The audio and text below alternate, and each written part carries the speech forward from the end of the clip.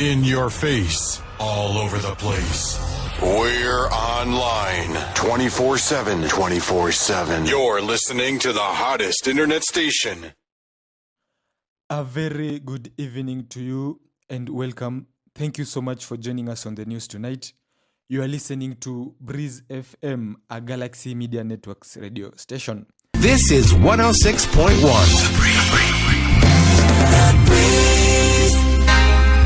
My name is Regan Omonde.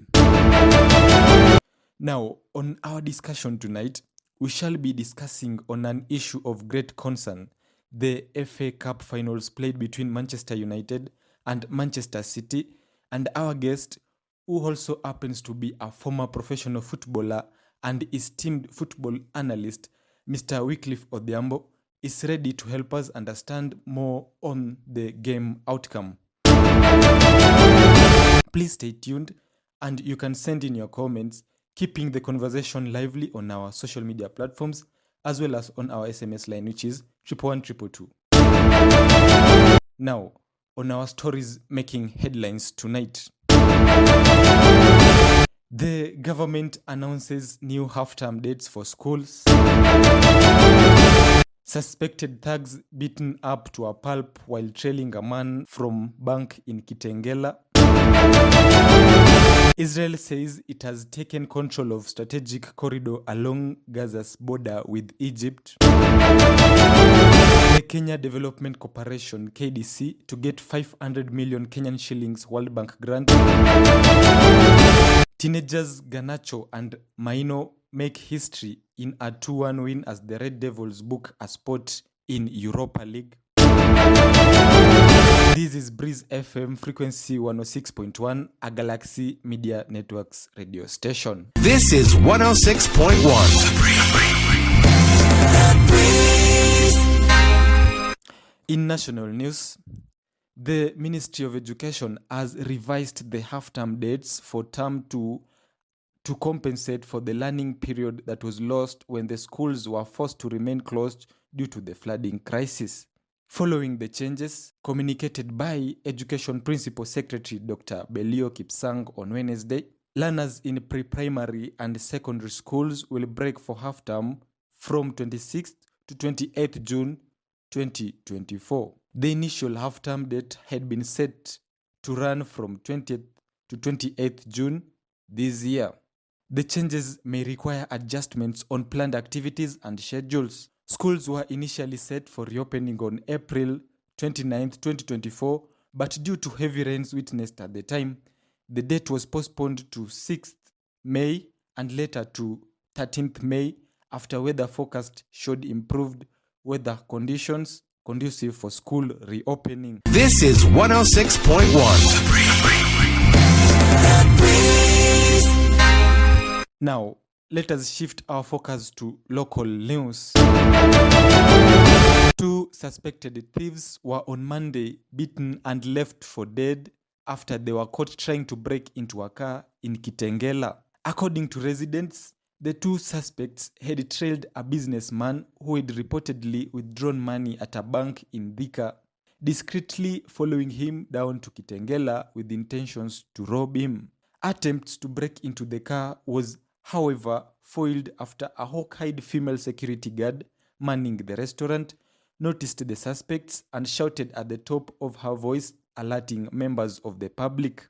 Angry residents beat the 2 suspects, pelting them with stones and leaving them for the dead. Police from Kitengela station were called to the scene and had difficult time saving the suspects from the mob that was threatening to lynch them. According to the police, the suspects were found in possession of an assortment of crude weapons, 4 identity cards, 5 mobile phones, among other things. The 2 suspects were taken to Kitengela police station, waiting arraignment in court. We will keep updating you as this story unfolds. Keep sending your comments as well as on our SMS line, which is 11122. We will be back with more updates brought to you by Milo, the official drink of play. See you after the break. Shin pads? No way. Helmet? Mom? Gloves? Elbow pads? No way, Mum. Milo boosts the calcium content of a glass of milk by nearly 70%, which along with active play can help develop strong and healthy bones. Milo? Oh, yes, please. Milo, the official drink of play. To discover more ways to play every day, find us on Facebook. Cricket box? Ew, Mum. Now, let us shift our focus to international news.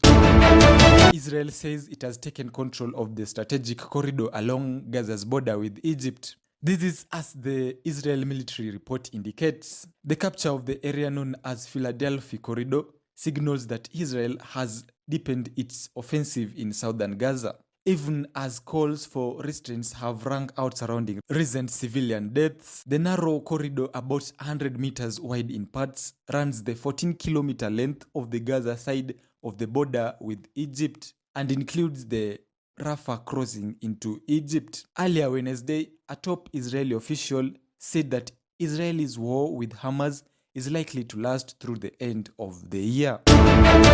We will continue to monitor the situation overseas for more updates. In your face, all over the place. We're online 24/7. 24/7. You're listening to the hottest internet station. See the bold new expression of sporty style. Hear the amazing quietness of a truly luxurious cabin. Feel the exceptional horsepower and amazing torque, and experience greater acceleration than ever before. Behold, the most powerful sedan in its class. The new Toyota Camry. Real power, absolute performance. Discover the new Camry at toyota.com.my. Moving on to sports, Manchester United clashed Manchester City with a 2-1 win in the FA Cup final, booking the Red Devils spots in the Europa League next season. 19-year-old Garnacho fired United ahead after 30 minutes before Maino, also 19, finished a magnificent move with United's second goal 9 minutes later. Substitute Jeremy Doku pulled a goal back for Manchester City 3 minutes later, but it was not enough, as the Premier League champions City fell short in their quest to become the first club to win back-to-back league and FA Cup doubles. And today we have the pleasure of hosting a live interview with a football analyst to dissect the final FA Cup match. Joining us now is Wycliffe Odhiambo, former professional footballer and esteemed football analyst. Wycliffe, thank you for being here with us. Now, Wycliffe, the final FA Cup match between Manchester United and Manchester City was highly anticipated. What were the overall impression of the game, and what key factors do you think contributed to the Manchester United's victory? Thank you for having me.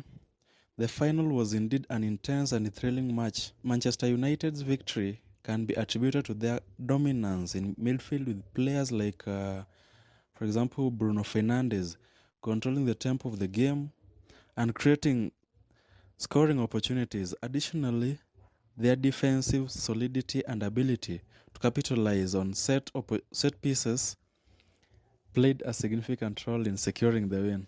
Yeah, that's true. And Manchester City put a strong fight throughout the match, with moments of brilliance from players like Rodrigo and Kevin De Bruyne. What do you think were the missed opportunities or areas where Manchester City could have improved to potentially change the outcome of the match? Manchester City showed resilience and determination, particularly in the second half, but they struggled to break through Manchester United's defense and create clear-cut chances.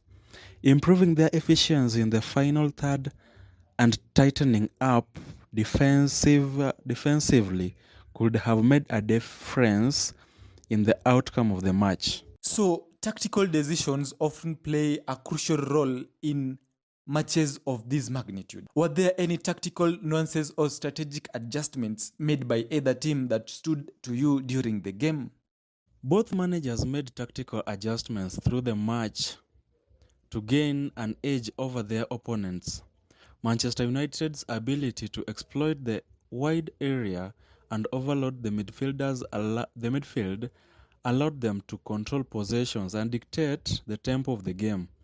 On the other hand, Manchester City's counter-attacking strategy was effective at times but lacked consistency in execution.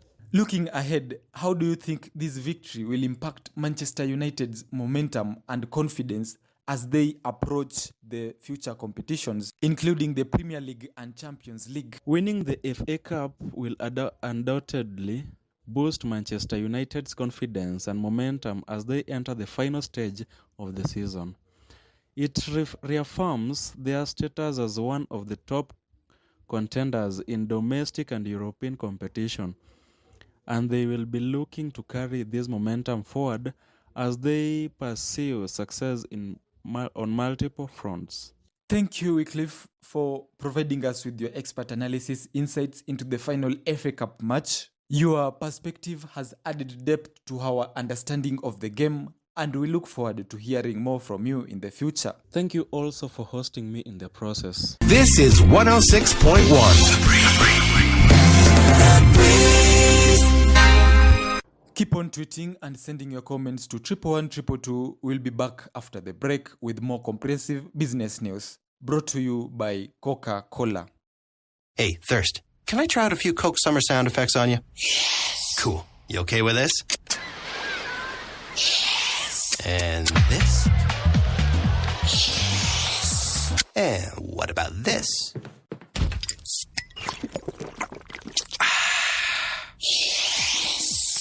Gotcha there, Thirst. That wasn't sound effects. That was a Coke. I'm no longer thirsty. You're so out of here. Coca-Cola. Open happiness. Welcome back. This is Breeze FM, a Galaxy Media Networks radio station, and my name is Regan Omondi. In your face, all over the place. We're online 24/7. 24/7. You're listening to the hottest internet station. This is 106.1. Now, let us look at the latest in business.